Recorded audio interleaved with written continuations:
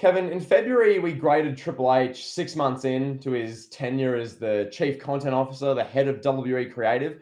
That was in February. Now we're in August, so pushing towards September. It's only fitting we grade Triple H 1 year in. So firstly, how you doing, pal? I'm lovely, pal. I can't wait to talk about Triple H. So, like you said, where we left off, we kind of talked about from SummerSlam 2022 to Elimination Chamber 2023. That's pretty much where we left it. We did say like we would leave the door open. Okay, we'll see what WrestleMania is like. We'll see what SummerSlam is like. We'll see what Triple H could do across a full calendar year. And I'll say this just from a general standpoint: the Triple H regime has been a breath of fresh air. And we said that within the first, our analysis of the first 6 months, and it continues to be that now through the past 6 months that we've just watched transpire in every day in and day out, watching wrestling. Would you agree or disagree with that? I would agree. I think when it comes to these sort of creative and just wrestling writing, I don't know if anyone's ever tried either writing a fancy booking a show or writing shows just generally for either for themselves or whatever. What WWE was with Vince McMahon, especially in like mid 2022, trying to just overhaul that takes more than like a few months.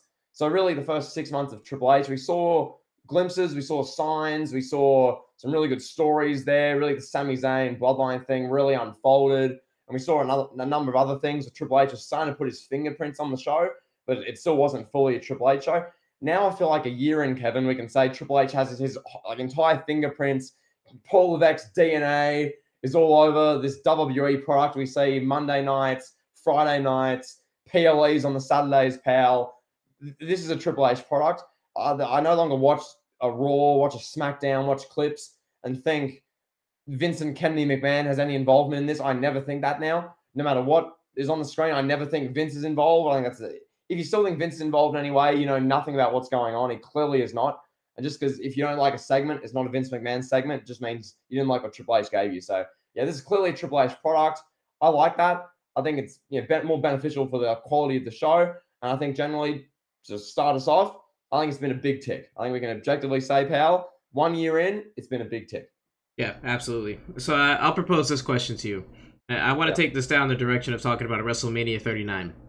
Yes. Do you think Triple H, in general, as the chief content officer, hit a home run across his first WrestleMania that he was in charge of from cover to cover?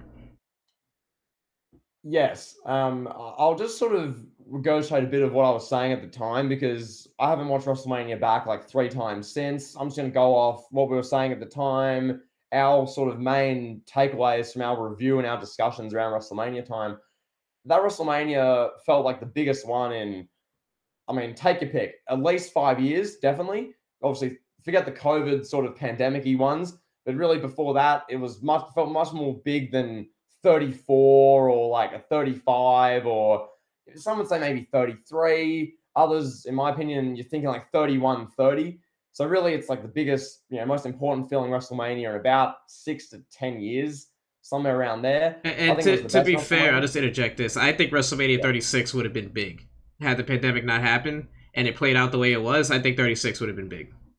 And had the pandemic not happened, Roman would still be the big dog. So, pandemic, schmandemic, who knows? But Kevin, what I will say is this. When you look at WrestleMania 39 would have, it was the best one we saw in about nearly a decade, give or take, roughly, depending on who you ask. And that was a big success in that regard. But why? What did Triple H do? We're talking about Triple H specifically. How he presented the show, how he presented the Intercontinental title, for starters. That was the biggest IC title WrestleMania match. I mean, outside of WrestleMania 3 and outside WrestleMania 10, probably ever. It was like a 5-star brutal match with Drew, Sheamus, Gunther. That's how you make a title feel super important. Beyond that, the main event of night one, tag team titles, the Usos, who considered like the GOAT tag team. You give them a main event spot. Sami and KO, this storyline, paid off. Big 30-minute tag match. Everyone loves it. Big moment in WrestleMania, pal. And just across the board, night one especially, huge success. Night two, pal, bit more conjecture. That's fair. We're not going to give Triple H all the flowers for night two. Shane McMahon coming out for no reason, his knee exploding in a match with The Miz, bit random. And Cody Rhodes losing the way he did. left a sour taste in a few mouths. But across the board, pal, Triple H's first WrestleMania in my eyes. Tick. How would you review it, pal? That was my blunt, ruthless, rash assessment. What would you say, pal? Let me ask you this before we go on. Do you commend Triple H's decision to not put John Cena and Austin Theory in the main event of WrestleMania 39 Night 1?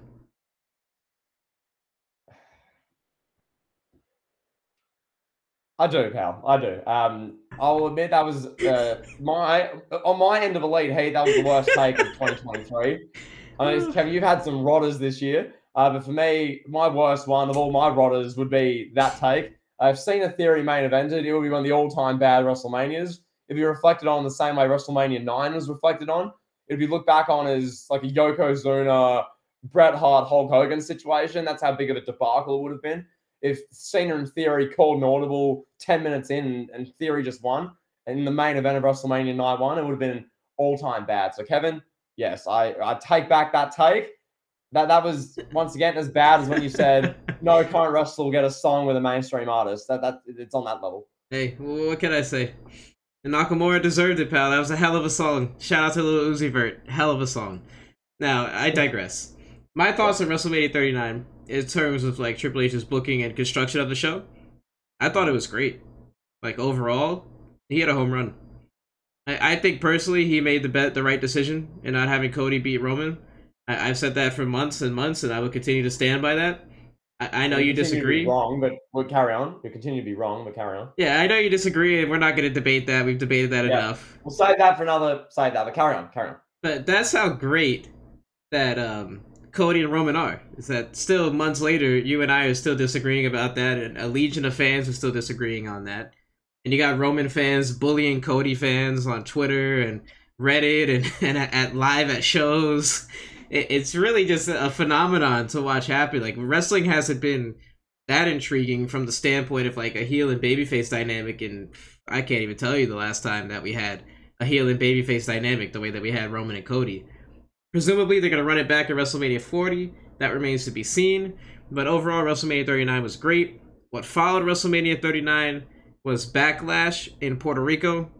That was an absolute home run for like a B show, for lack of a better term. Backlash is not a SummerSlam. It's not a Royal Rumble. It's not a WrestleMania. It's not even a Money in the Bank. Backlash is a B- show, and they absolutely hit a home run. That's probably the best Backlash since Backlash 2000. That's what jumps to mind. Yeah. It was just absolutely fantastic. The booking formula that Triple H utilized during that show, having Zelina Vega in a prime spot, having Bad Bunny, of course, come out, main event versus Damian Priest, street fight, the epic entrance, everything he did, the Savio Vega run in, the use of the LWO, everything Triple H did was catered to that particular audience, and it just put a showcase on what we've seen really throughout 2023, is that the international shows have had better crowds, more interest. They've been better shows for the most part, I would say. I mean, the international shows, the prominence of that has been spectacular. It started with Elimination Chamber in Montreal, then it continued in Puerto Rico with Backlash. Yeah, I mean, there've been a number of big ticks. From the Triple H point of view, I'd say that really Elimination Chamber, huge tick. Everything involving Montreal, they made Sami Zayn challenging Reigns feel like the biggest deal. Sami coming out in Montreal the night before the Elimination Chamber, the old theme song's back, 15,000 people are screaming his name, you can't get a word in for 7 minutes, and just everything involving that, the storyline, that was brilliantly done. WrestleMania, big tick, as we just discussed. Backlash, I honestly think that was the biggest tick of the Triple H last year, or one of them. Everything about Backlash, who they featured in big spots, how they presented the culture, the islands, the feel. Like, you know, obviously I have no ties or connection to Puerto Rico, to Backlash, to Latin America, any of it. But when I'm watching that, it's such like a cool, distinctive feel. You know, I'll always view Backlash 2023 really positively for how they booked that show, everything you just touched on. I'm not going to regurgitate it. Most of us all here listening to this watch Backlash. A number of just huge ticks, big home runs on that event. And to me, that show was symbolic of everything Triple H sort of has been about, with an international hot crowd, really playing towards a market really well, smart use of talent, Bad Bunny most namely, featuring Priest in that position, everything involving LWO in that match, and Judgment Day and yada yada. Main event, well booked, featured match with two big stars, Cody and Brock, and just across the board, Zelina Vega as well. That sort of use of the culture and the flag and everything like that. Really well done. So to me, Backlash 2023 is symbolic of what Triple H is about. I view that show as Triple H's finest hour so far, personally. Elimination Chamber had moments, particularly the main event and the Elimination Chamber with Montez Ford being Spider-Man. WrestleMania had its real good moments across the board, but Backlash to me was, Triple H's finest hour. Would you agree? Wow, that's bold. It's really like I'm thinking about it as you're saying it. Like for whatever reason, Clash at the Castle jumps to my mind whenever I think of Triple H's finest hour. Yeah. And I mean, just being biased, yeah, Backlash was awesome. It's really hard to duplicate what they did with Backlash. Is that the best pay-per-view of the Triple H regime so far? Or the best PLE, I should say? I mean, it's in the discussion. It really is. Like, top to bottom, it was, what, a 6-7 match card? But let me pull that up while I'm talking here. Well, Kevin, to me, as while you pull that up, to me it was the most memorable because of what they did with Puerto Rico, because of how they made that town and that part of the world feel so like special and important, which is a big tick. Now, granted, you might rate Elimination Chamber half a rating higher or WrestleMania half a rating higher, but to me, and how I view it, and I know a few people view it this way, Backlash was a massive success. So, yeah, there you go. I mean, I'm looking at the card right now. A 7-match card. You had Bianca Belair versus Io Sky. Featured match for Bianca Belair. Seth Rollins versus Omos was what it was. Austin Theory versus Bobby Lashley. I forgot that even took place. Rhea Ripley versus Lena Vega was the highlight. Bad Bunny versus Damian Priest was the match of the night. And then the Bloodline versus Riddle, Owens, and Sami Zayn was a fun match. And Cody versus Brock Lesnar was a fun main event. So with the lack of Roman Reigns and his presence being on the show, the fact that Triple H still made this show seem so good. I mean, realistically, with Bad Bunny there in Puerto Rico, you don't need Roman Reigns. Exactly. It might have been a little overkill if they had forced a Roman Reigns versus whoever match, Roman versus Ricochet or something. It would have been forced and unnecessary, or Roman versus Riddle. Like, we need a cokehead. You put a cokehead in Puerto Rico, have him out there. I mean, that's a bad place to put a cokehead anyway. You put him in the main event with Roman Reigns, it's probably not going to turn out to much. So I think it was for the best. That's just me. But this 7-match show, I thought it was, I mean, it's maybe not the best card of the Triple H regime, but definitely the best flow, best crowd participation. Best event, which I think encompasses all of what you're saying there. Card, maybe not the best card, match by match, but the best, most memorable feel, the biggest spectacle, the biggest, in my opinion, it's that one.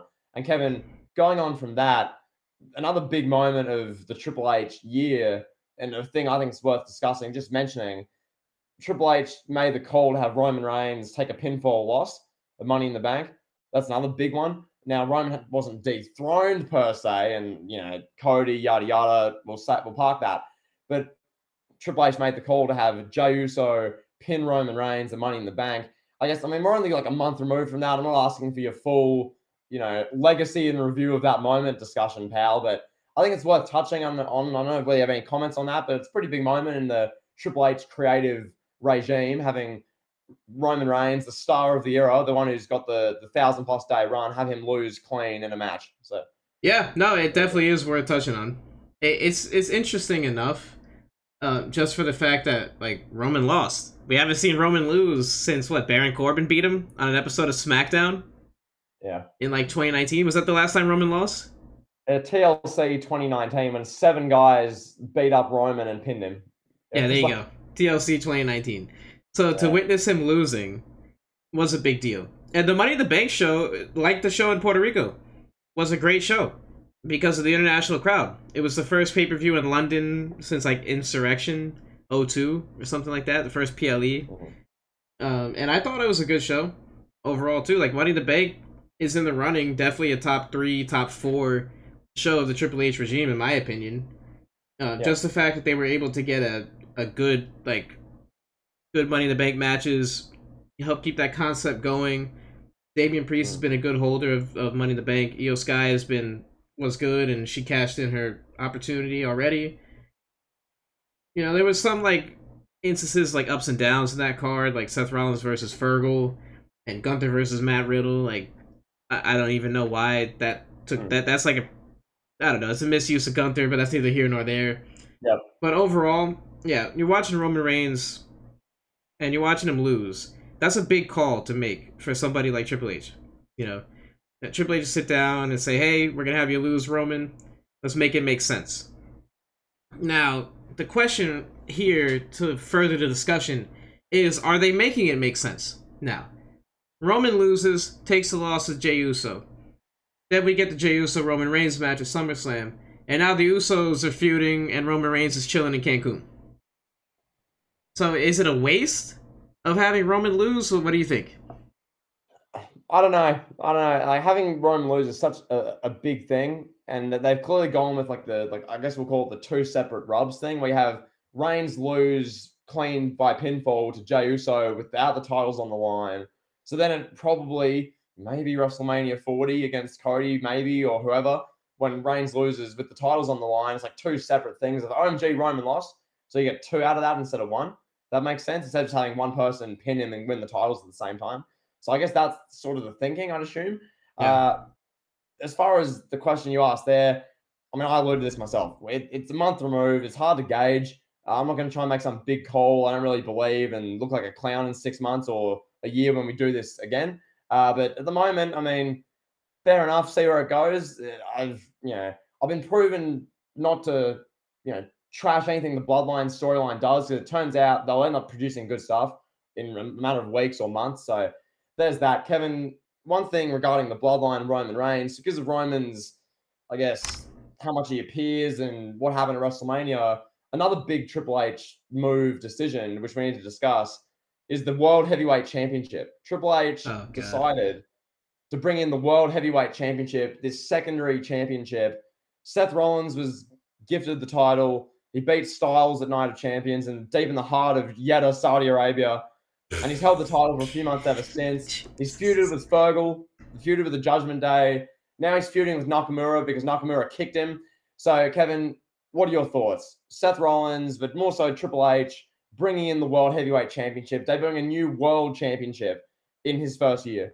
So we spoke about this when we covered the legacy of that big gold belt, and we talked about the new rendition of the title. So I'm not going to go too long on this, but I'll say this just to maybe get a fresh thought on it.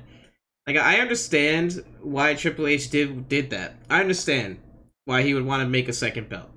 You know, Raw, for lack of a better term, not even lack of a better term, Raw has been headlined by Austin Theory. Like, he was the main champion when Roman Reigns was only appearing on SmackDown like twice a month, once a month, if that, leading up to WrestleMania. Yeah. You're left with Austin Theory like sitting in the ring just saying, "A-Town down, bro. Yeah, I'm Austin Theory, bro." So they had to do something. They had to get a World Heavyweight Championship on that show. Mm-hmm. It's vital. You can't have a wrestling show without a world champion for as long as, for multiple years. Like, it's just not functional, you know? Mm-hmm. So it made sense. I get that. With that being said, I think the way that it was introduced was a bit silly. It's just like, okay, here's the championship. Roman, he's got both titles. Forget about that guy. We're going to make a new one. Me personally, if I was booking it, I would have liked to have seen Roman lay down and take a loss for one of those championships. Maybe not the Universal Championship because you want to keep that and you want to build that as the most prestigious belt. But you have him lose the WWE Championship. Have him lose it to Rollins. Who cares? There's no shame in losing to Seth Rollins. Triple H and Roman Reigns could sit down in a room backstage and work out a way for that loss to happen. You could have Solo Sikoa or something accidentally cost Roman the match or whatever. Yeah. John Moxley comes out the crowd. He goes to Samoan Spike Rollins, accidentally gets Reigns. OMG. Reigns cops a quick pin. Whatever. Yeah, or Rollins barely beats him with like a roll-up or whatever, or they do like a last man standing match and Rollins gets up like right before Roman does at the 10 count, and Rollins barely wins. Like, there's a lot of things they could do. I was not in particularly a big fan of the way that it was just introduced and portrayed as like a secondary title. Just like, here, we're creating this belt. Here you go, Rollins. Have it. Yeah, I mean, it was interesting. I mean, it's interesting to look back on this because now we're like 3, 4, 5 months removed. Because you remember at WrestleMania time, Rollins has the big match with Logan Paul, which hats off Triple H there. Great use of celebrity, great use of Rollins, in my opinion. Fresh matchup, really well done at WrestleMania. And coming out of that, there was a lot of sort of murmuring online. Rollins deserves a championship. Rollins deserves something. Seth was doing interviews. He was going on like, these, ringside, whatever, like talks, they have clips of him saying he deserves better and yada, yada. And then they made a thing on TV. Then within 6 weeks, Triple H is in the ring. He's unveiling the new belt, pal. And then they do the Night of Champions, like, tournament thing. And he beats Styles and he wins it. And as you say, was it the greatest way to bring in a new championship? No. Was it sort of reminiscent of when Eric Bischoff just handed it to Triple H in 2002 a little bit? Yeah. It was, it wasn't obviously the same. Triple H didn't just go, Seth Rollins, and he didn't just give him the championship. But, I mean, it might as well have been. We got a good match out of Styles, and we got a good triple threat match with Edge, Rey Mysterio, and Styles on a SmackDown. But it might as well have been Triple H handing it to Rollins. Nonetheless, Kevin, with that being said, so far, 3 months in, whatever it is, 3, 4 months in, it's been fine. It's been a good, sort of catalyst for that Judgment Day friction, and it's really helped them start to tell their story and unpack their stable a little bit. It's been a good, prop for Raw as well. Because, Kevin, as you allude to, a 3-hour show where the main act is either Theory with the US title, or as it was for like a month or two, Cody and Brock as like the main act with no title. I mean, it's fine generally, but you really want a world title. You want a big belt for the top stars or the big names to want to fight for and want to, do battle over. So it's worked in that regard. It's given the Judgment Day, as I said, something to fight over. It's given Rollins something. So it's not just him bitching on Twitter about how I deserve better. I had a world title run 4 years ago that Vince McMahon derailed. It's not just that. But yeah, there you go, pal. That's my ruthless opinion, pal. There it is. Back to you. All right, so I want to tee you up for something big here. Big segment, big talking point. Yep. We're going to do this, and then we're going to close out with SummerSlam. We'll talk a little bit of SummerSlam and just add to our thoughts that we've already given. But let me ask you this. Let me present this to you. Yep. Now, a lot of people have taken... I don't want to say they've taken, like, issue with the way Triple H has booked his guys, but there's been a little friction here.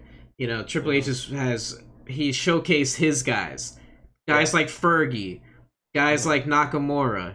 Guys like Ricochet. I don't even want to consider Charlotte. Bronson Reed, JD McDonough. The list goes on. I don't even want to consider Charlotte one of his like guys. Because Charlotte is like beloved by everybody in the business, from like Jim Ross to Eric Bischoff to Jim Cornette. Everybody loves her. And Vince was infatuated with her. I'll never understand what these people see in Charlotte. Maybe I need to talk to like Jim Ross and have him break it down to me what is so great about Charlotte. But that's another discussion for another day. You didn't say Charlotte's last name? Really, Kevin? You didn't say Charlotte's last name? Yeah, I get that, but like everybody swears she's like the best performer of her generation. I want to see what they see. It'd be great. Whatever. But I digress. So now back to the point. Triple H showcasing his guys like Fergie, Nakamura, Bronson Reed, Ricochet. I know you and I are pretty similar with the way we look at the use of Fergie. It's like, okay, this is 2023. This guy won a championship in 2016. He won the Strawberry Red Velvet Universal Championship cake belt. Good for him. But do we need to have a whole feud built around that one moment? So what do you think about this? Just like the use of like Triple H guys and girls. Yeah, look, I'll say this. I love the question, I must say, but I'll say this. Certain segments of the audience, the community, I won't name names, but as soon as I describe this, you know who I'm talking about. Certain segments of the community get so bothered by who Triple H pushes. The fact that Bronson Reed even gets a go on Raw. The fact that JD McDonough is even featured. The fact that Balor gets a bit more TV time. These sort of guys. Some people get so bothered. I don't get bothered or angry by it. It is what it is. These are the guys Triple H wants to push. Good on him. Most of them are on Raw, which is sort of like the workers' show, realistically. Generally, SmackDown doesn't really feature too many of these sort of wrestlers. When I look at it, who he pushes. It's a give and take situation, Kevin, because Vince McMahon, it was Baron Corbin. It was, I mean, a lot of theory. There was an excessive amount of theory use. You know, like wrestlers like Lacey Evans got an excessive amount of TV time. You know, each head of creative has their own wrestlers. I have questions and qualms specifically about, I mean, with this like Nakamura one, the kind of the story of, I get it. It's just a payback match. It's a match to fill in Rollins for the pay-per-view. I'm not going to make a mountain out of a molehill, Kevin, and make it out this is like some world-ending wrestling decision that keeps me awake at night, that I go to work angry because Paul Levesque wrote on a piece of paper that Nakamura is going to kick Rollins in the face, and the next week Rollins is going to say, oh, I got kicked in the face. Let's have a match. I don't care that much. But just sort of the premise of it, I guess, is a Triple H guy. It's a bit of favoritism. I want to raise, I mentioned this in WrestleMania season, but I just find it interesting. The same people who were swearing up and down when Cody lost to Roman at WrestleMania, the build hasn't been fleshed out enough. The story hasn't been told. Cody shouldn't have won the match. Well, one, it wasn't told because Roman was sitting at home. You can never tell the story when Roman's sitting on his couch, could you? Nonetheless, the same people saying Cody wasn't ready, Cody needs to do more. They're the same people, the same Triple H diehard fans who were ecstatic when Finn Balor showed up and within 5 minutes was the Universal Champion in 2016. Interesting. Odd how that works. But I will say, Kevin, further to the point, just to wrap up my opinion on this, Triple H has his guys. Good on him. If he wants to feature Bronson Reed 97 minutes into Raw after a commercial break and a match, I don't care. It doesn't really matter. If he wants to feature JD McDonough with Finn Balor backstage 36 minutes into Raw after they've just done a Cody segment, good on him. Who cares? It doesn't matter. Triple H isn't some asshole evil person because he gives JD McDonough a job or because he gives Bronson Reed some TV time. The tsunami from down under, pal. Just because he gives Bronson Reed a squash match against Dolph Ziggler 2 hours and 7 minutes into Raw after the Cody segment, good for him. Those are his guys. As long as Johnny Gargano and these wrestlers aren't main eventing WrestleMania, as long as it's not to that level, as we joked about 2-3 years ago that we worried would happen, as long as Triple H keeps it smart as he has, keep the main event for Roman, Cody, Brock, Gunther, Rollins, even though he's like an upper mid-card guy, he's not a main event level guy, stuff like that. So, Kevin, that's my stance. Do with that what you will. I'll pass the question back to you. Thoughts on Triple H pushing his guys, pal, his wrestlers who are my height, my physique, my dimensions, minus Bronson Reed in spots on Raw. And Nakamura. I'm pretty sure Nakamura is like 6 foot tall. I know, but, you know, I'm more muscular than he is, so... Nakamura looks like a heavyweight, at least. You gotta give him Really? that. Yeah, he does. I'll stop that. Come on. So he looks like a heavyweight? Come on. Okay. Come on. He's if like he's a heavyweight, what's Brock? What's Bronson Reed? What's John Cena? Stop that. Nakamura is on the same level, pal. Jeez. Anyway, this is... Okay, carry on. Your opinion. No, well, nobody's comparative to Brock Lesnar. Let's start with that. Nobody is on this planet is comparable to Brock Lesnar. It doesn't matter who it is, you know. So when it comes to Triple H and his guys and his girls, like, yeah, Dakota Kai, Bayley, Io Sky, they're in a prominent spot. That's great. Does it draw merch? Does it draw ratings? Does it draw numbers on social media? Probably not. But it doesn't need to.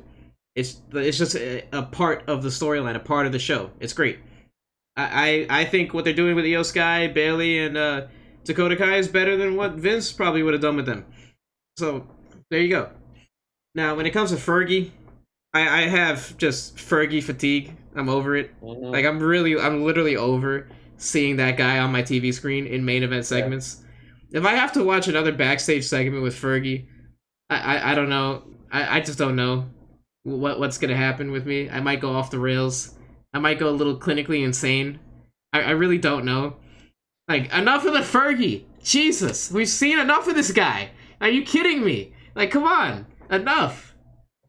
Jeez, Fred. But who'd have thought Kevin would be the one snapping over Finn Balor's TV use? Who'd have thought? I thought this would be me going off. Like, Kevin snapped, pal. He's the only guy. That's it. The Fergie's the only one. Enough. I've had enough of this guy. I don't care. I don't care that he won the championship 7 years ago and held it for one day because Rollins injured his shoulder. I don't care. Whatever.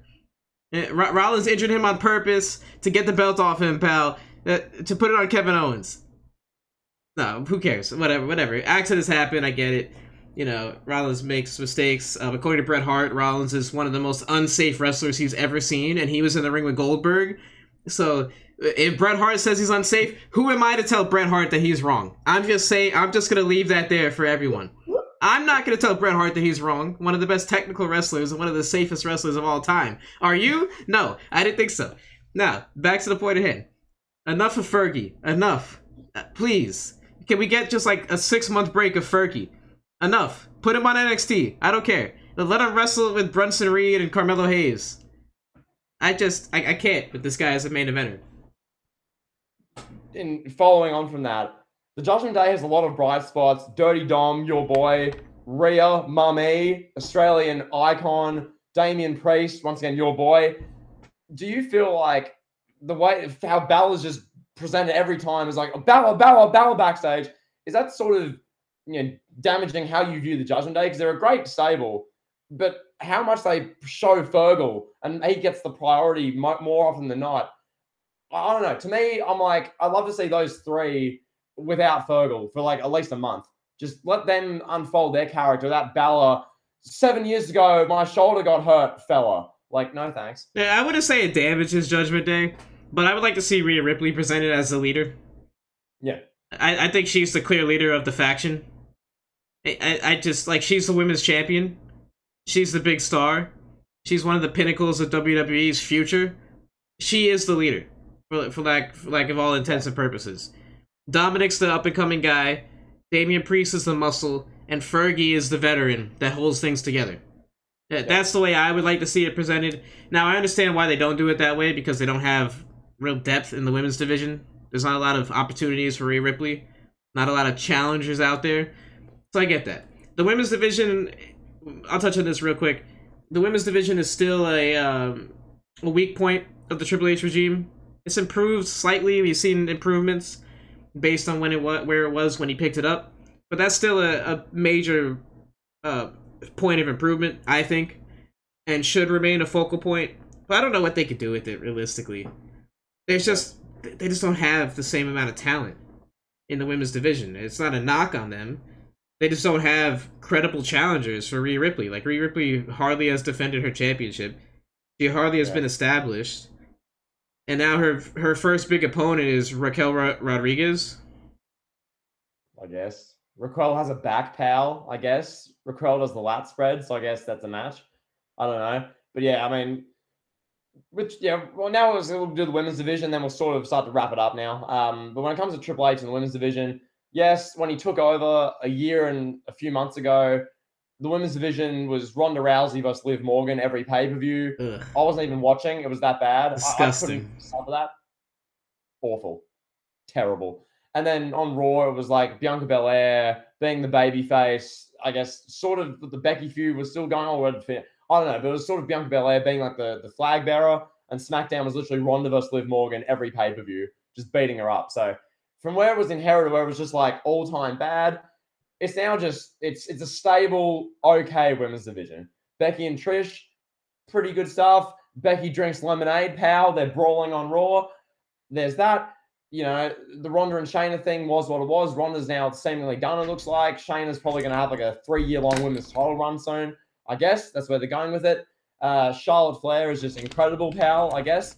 And Io Sky is champion. Cool. Cashed in. Good moment. Belair's still there. So there's stuff there. Is it setting the world on fire? Is it the best thing going like it was at the end of 2018, the first 2 months of 2019?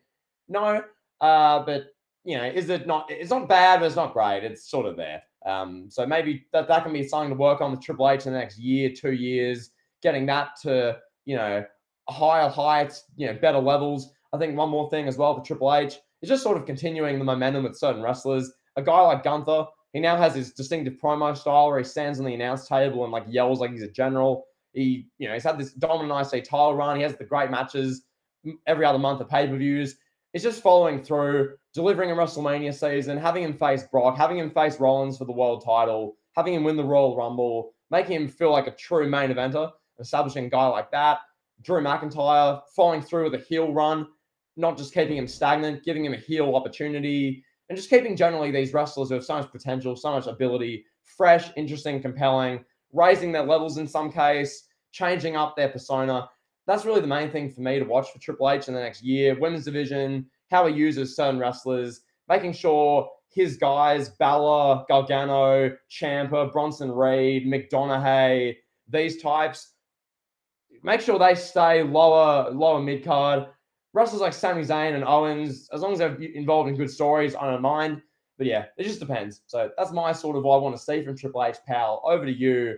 What do you want to see? What are the main sort of KPIs, pal, going forward for Paul Levesque as he's sitting in bed with his wife at 11:30 p.m., writing Raw, writing SmackDown, writing WWE, NXT, main events, superstars, whatever, PLEs. What do you want to see from Paul There Levesque? you go, pal. Before I answer that, I'll say this about SummerSlam 2023, and then I'll answer that, and we'll get out of here.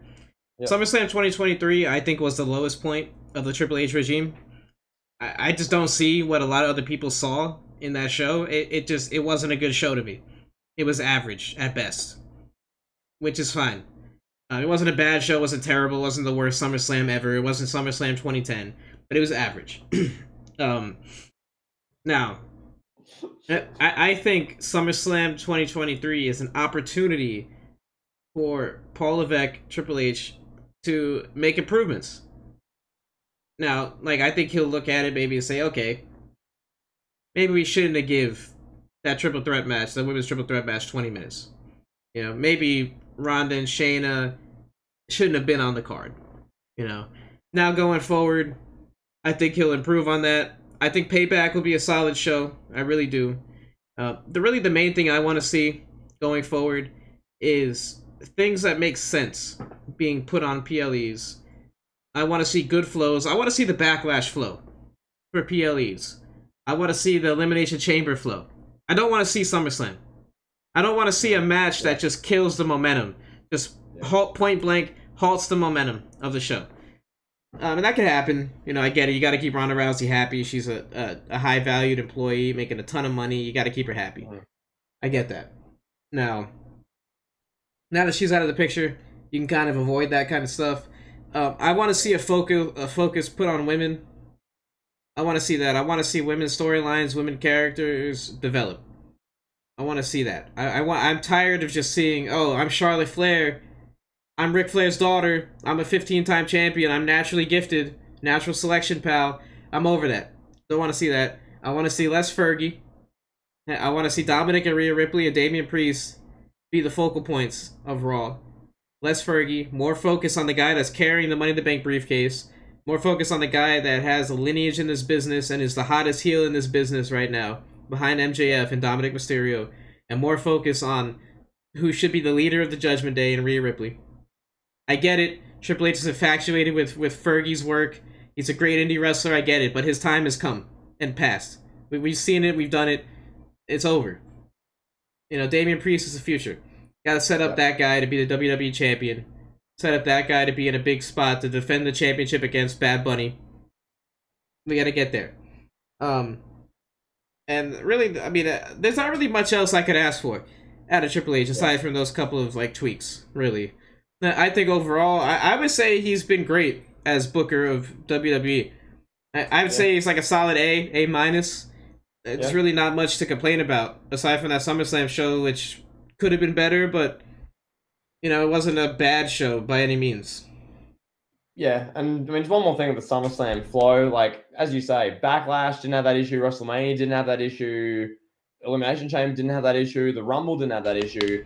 It just felt like at SummerSlam, they almost did what Tony Khan does with AEW, where you have a bunch of matches, give them 20 minutes, 25 minutes, just because it goes really longer, really good star ratings. Then when you look at the star ratings of the show, everyone's just going to say it was really good. When in reality, us watching it live are going, it's too long. The flow's not there. So as long as they avoid that, they keep things, you know, consistent. As I said, do what Triple H is doing. Keep things going. Keep a flow going. Bit of focus on the women's division. Develop some more characters, as you say. Maybe put a bit less focus on Fergie and those types. That's all really needs to be happening. So that being said, Kevin, last time I believe I gave Triple H, a B plus or a B. You gave him a B or a B plus, either or. So people can review that if they want to watch our 6 months in episode.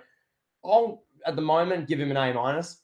I think worthy of an A minus. I'm not going to go A or A plus just yet. I don't think, to me, like an A is like he's just across the board sensational. I'm watching Raw consistently, desperate to see it. I'm not there yet.